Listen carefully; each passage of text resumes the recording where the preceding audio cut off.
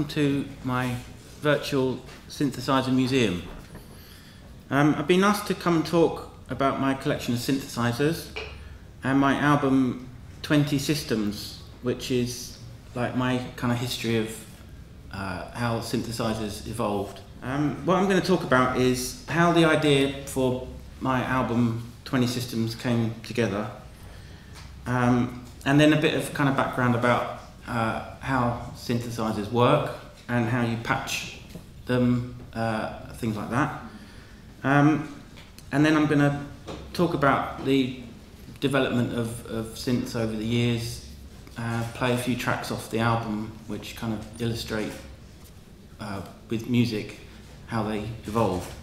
Back in the early 1990s, personal computers started to become the centre of people's studios, and everyone kind of got rid of their hardware. I was more interested in the discarded hardware, so I started buying any old cheap synthesizer that I could, and some people were kind of chucking stuff out, and I'd get hold of it and keep everything that I got, basically. I ended up with a room full of instruments, some of which are now quite sort of collectible. At some point I decided that I wanted to record an album just using one synthesizer per track and no other kind of effects or anything, just the sound of that one synthesizer. And I was sitting in my studio and looked around, and I wonder if I've got one synth from every year from, you know, the whole period that synthesizers were developed. And actually I sort of realised that I did have that, and that's how the kind of whole idea of the album came together. It's like a concept album, sort of about the idea of this development. What makes synthesizers so unique is the concept of automatic control. This is very easy to see with modular systems because you have to make all the connections yourself by plugging in cables and things. The very first systems were made in the 1960s, and here is my Moog system from 1968.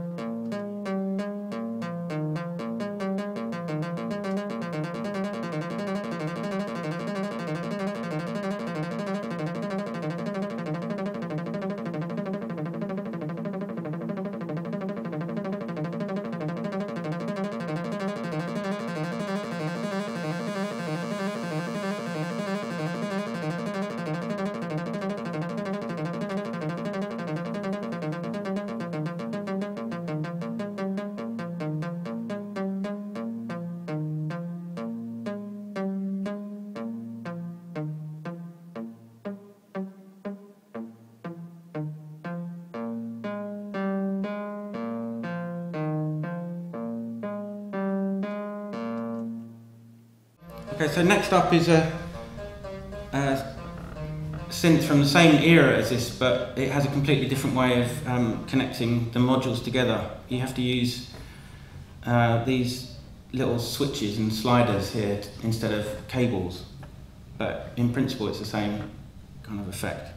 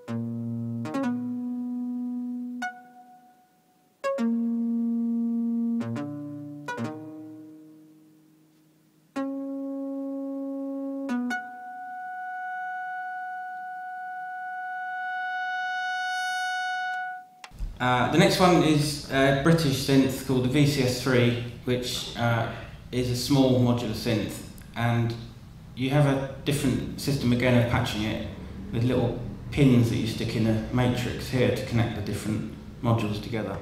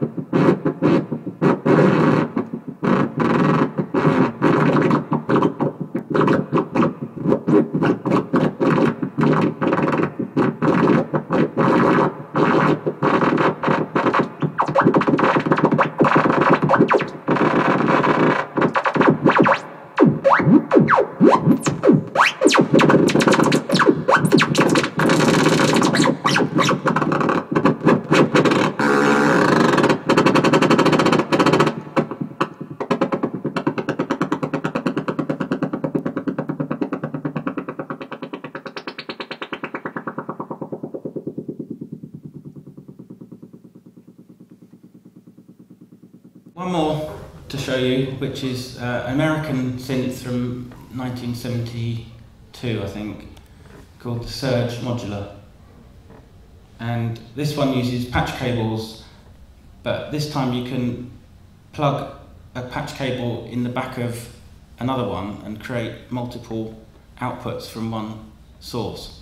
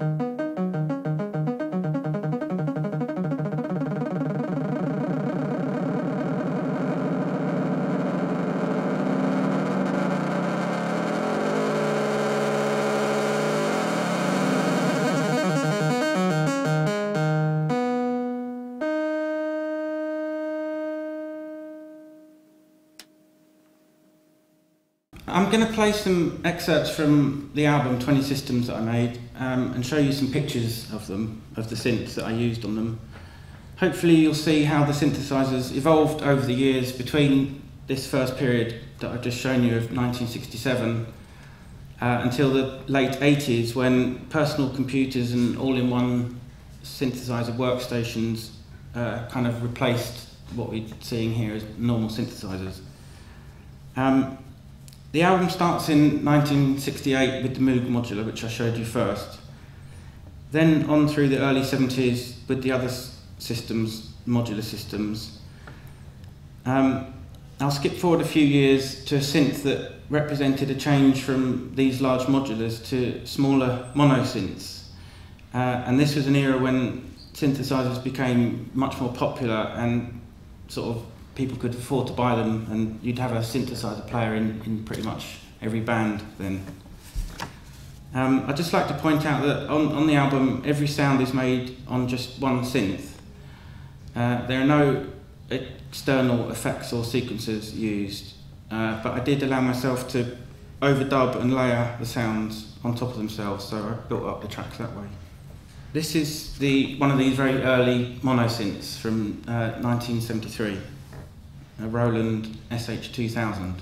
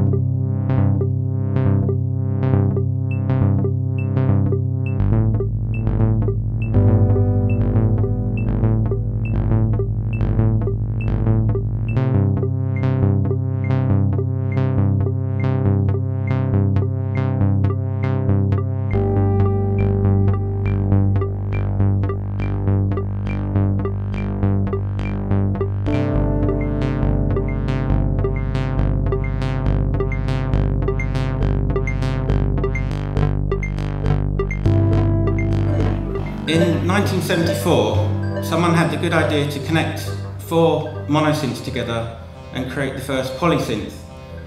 This was called the Oberheim 4-voice, and what it meant you could do was play more voices than one at a time. In other words, play chords on them.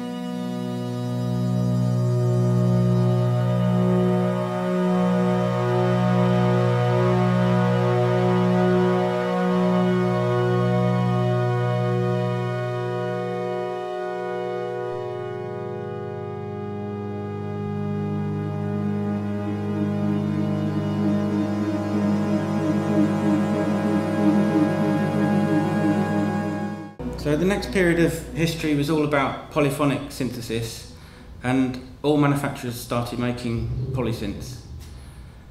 The next track is the Moog Polymoog, which I made by playing along to a click track and overdubbing several layers of the sound together.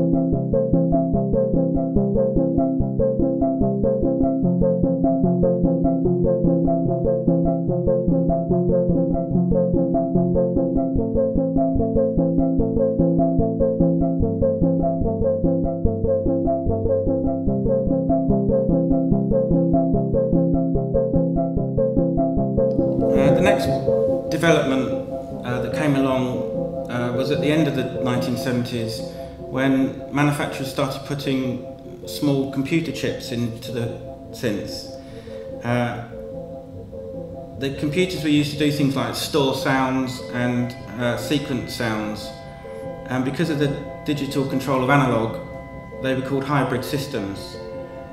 The next piece is a Yamaha CS70M, one of the last breed of Yamaha analog synths.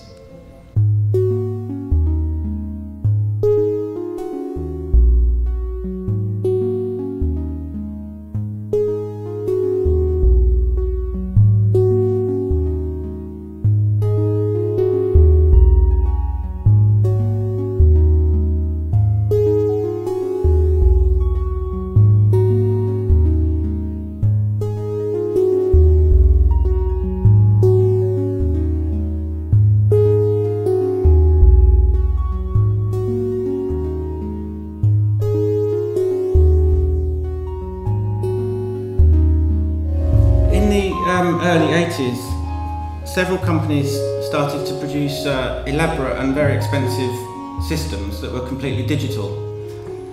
The 2 biggest ones were in fact based around mainframe computers and probably cost about the same as the average house, or more probably. The next piece was made on a Fairlight CMI, computer music instrument. And as you can see in this picture, it has a keyboard and a screen with a light pen, and you can draw complex waveforms in real time on the screen and hear it as it evolves in real time.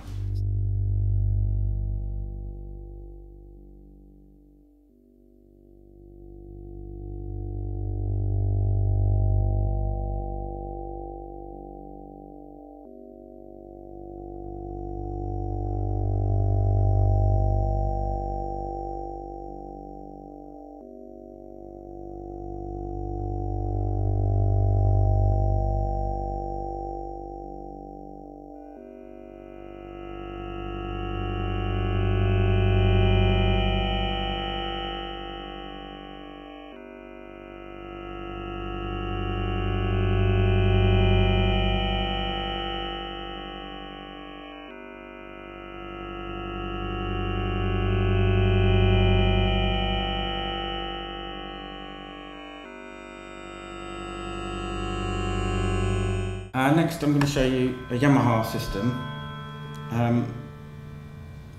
Yamaha had always produced analog keyboards, as I showed you before, but in the 1980s they seemed to be a bit old-fashioned compared to all the computer systems that had been developed. So what they came out with was their own digital synth that they've been working on in secret for 10 years. It's called the DX7 and it became the biggest selling synth of all time. A few years later, in 1985, they released a computerized version of the DX7 called the CX5, and on it you could compose and sequence sounds for a fraction of the price of the other systems that I showed you.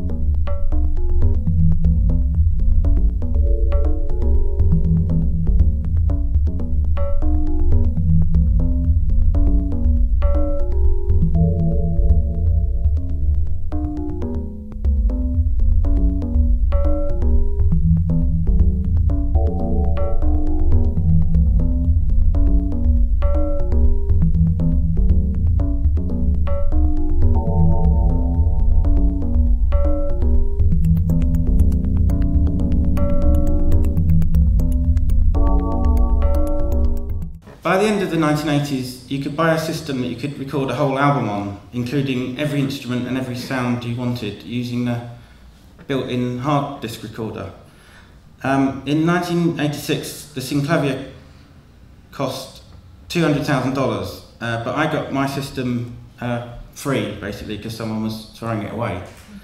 The downside is that it's really big and heavy. The main processor is 5 feet tall. This patch is quite a simple thing I made using the built-in arpeggiator. So you just hold down keys on the keyboard and the arpeggiator sequences through them automatically.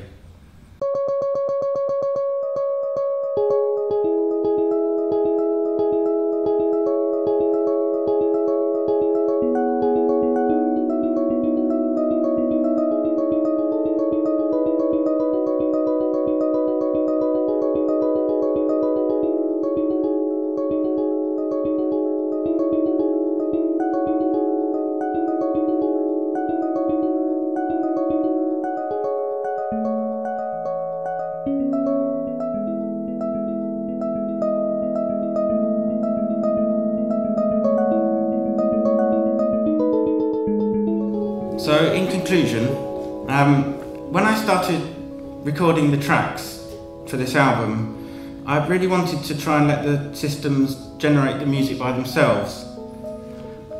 It's the self-reliability which is the really unique feature of a synthesizer.